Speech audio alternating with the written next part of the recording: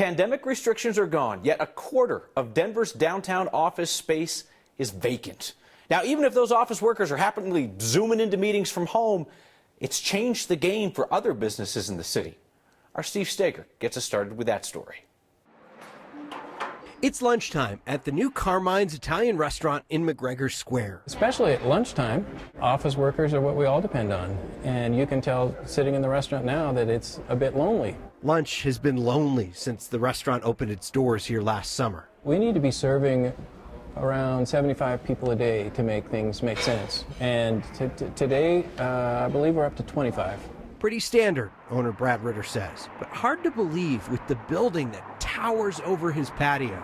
9 stories in this project alone, hundreds of people expected to be working there every day, several hundred people working every day, but right now it's just a trickle. It's quiet. A little too quiet. I'm of the impression that they're essentially leased and waiting for people just to come to work. Downtown offices haven't recovered since the start of the pandemic. A new survey from the commercial real estate firm Cushman & Wakefield found commercial vacancy in Denver's central business district is about 25%. We're actually sitting at about 40% of our workforce back at peak times. Kourtney Garrett is the newly minted director of the Downtown Denver Partnership, who slipped us in for a Zoom on the train back from a meeting at DIA. She talks to CEOs of companies downtown daily.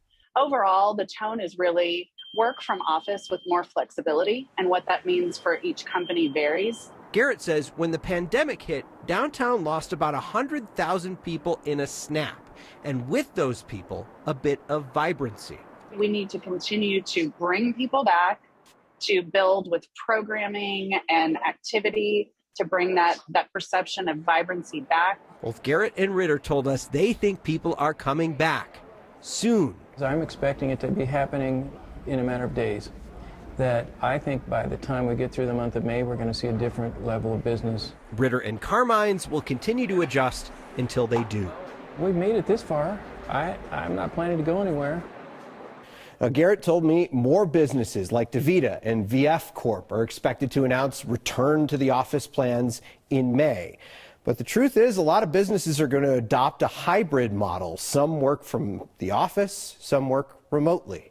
That's likely here to stay. Garrett says she believes if you build a cool culture downtown, people will want to work downtown. She says that has a lot to do with creating cool places, quite like McGregor Square, the pedestrian-friendly areas where people, if they're at work, can just kind of pop out of their office and pop over and grab something to eat. And that's a perception thing. But I mean, a lot of life is perception. You walk downtown, you either think to yourself, like, oh, this feels like the old days, or, oh, you could swing a dead cat and not hit it. But the perception is interesting. When you tell people down there it's 25% vacancy, keep in mind that 25% is offices that have left their office space, right? They're not leasing anymore. Yep. If you say 25% to some of the businesses down there that serve office workers, they'll say that seems low.